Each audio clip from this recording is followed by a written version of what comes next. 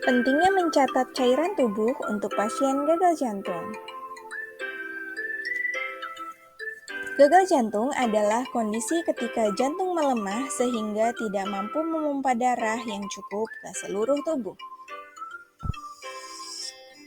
Penyebab gagal jantung yaitu karena kerusakan atau penyakit otot jantung, masalah katup jantung, gangguan irama jantung, tekanan darah tinggi, kelebihan hormon tiroid, diabetes, anemia, atau kekurangan sel darah merah, dan konsumsi alkohol maupun obat-obatan terlarang. Apa yang perlu dilakukan oleh pasien gagal jantung? Lakukan gaya hidup sehat, seperti melakukan aktivitas fisik 30 menit per hari, serta berolahraga 1 kali seminggu. Mengurangi konsumsi gula, seperti pada perempuan, konsumsi maksimal 100 kalori atau setara dengan 6 sendok teh gula per hari, dan pada laki-laki sekitar 9 sendok teh gula per hari. Mengurangi kalori. Mengurangi 400 kilokalori per hari dari kebutuhan. Cara mudah menghitung kalori yaitu 22 kilokalori per kilogram berat badan pada berat badan ideal atau 24 kilokalori per kilogram berat badan pada berat badan kurang atau malnutrisi. Berikut adalah contoh perhitungan untuk berat badan 50 kg. Lalu, kebutuhan kalori di antaranya protein 0,8 sampai 1,2 gram per kilogram berat badan, lemak 25% sampai 30%, dan sisanya adalah karbohidrat. Penelitian membuktikan bahwa dari 120 pasien gagal jantung akut dengan pembatasan kalori maksimal 1.450 kilokalori selama 1 tahun menunjukkan berkurangnya laju kematian dan rawat inap berulang. Apalagi yang sebaiknya dilakukan oleh pasien gagal jantung? Hal yang penting yaitu kontrol rutin, minum obat yang diresepkan, membatasi garam, dan membatasi serta mencatat jumlah cairan yang dikonsumsi. Mengurangi garam atau natrium dapat dilakukan dengan konsumsi maksimal 2-3 gram per hari untuk semua pasien gagal jantung.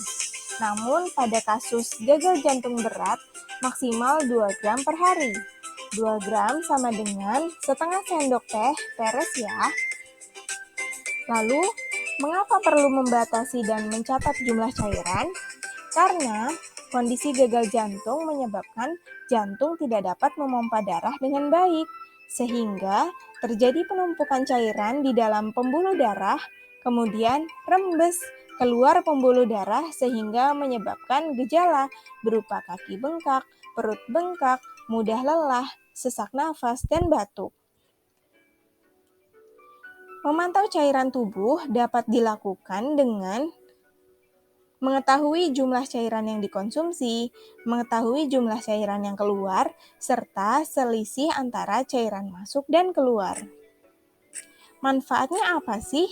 Manfaat dari memantau cairan tubuh yaitu memantau cairan lebih mudah, membantu penentuan jenis obat, dan terbentuknya kebiasaan baik untuk mengetahui status cairan tubuh. Lalu, dari mana saja tubuh kita memperoleh cairan?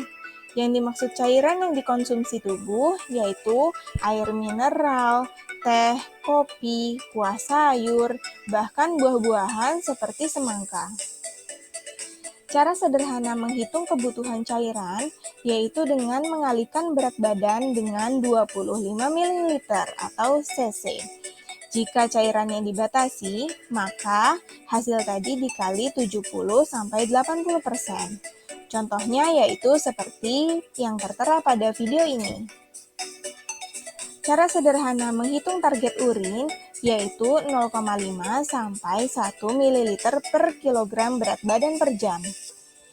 Pada kondisi gagal jantung, pengeluaran cairan melalui urin sebagian besar dibantu dengan bantuan obat diuretik. Obat diuretik yaitu obat yang fungsinya membantu pengeluaran kelebihan cairan tubuh melalui urin.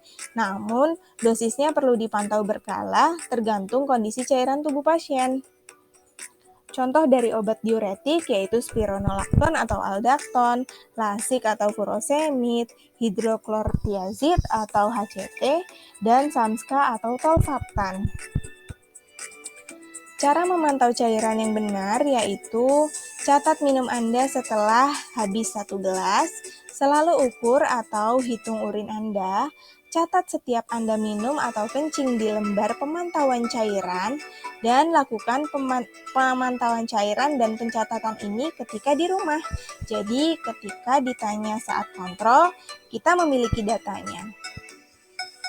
Lalu, berikut adalah contoh lembar pemantauan cairan. Jadi, jika Anda selesai minum setelah makan, bisa langsung dituliskan seperti sesuai kolom jam yang ada di gambar ini. Berikut adalah ukuran gelas pasien di Rumah Sakit Jantung Harapan Kita. Jika gelas panjang penuh, maka 200 ml dan setengahnya 100 ml. Ada juga ukuran gelas kecil yang biasa digunakan untuk teh atau susu. Detailnya terdapat di gambar ini.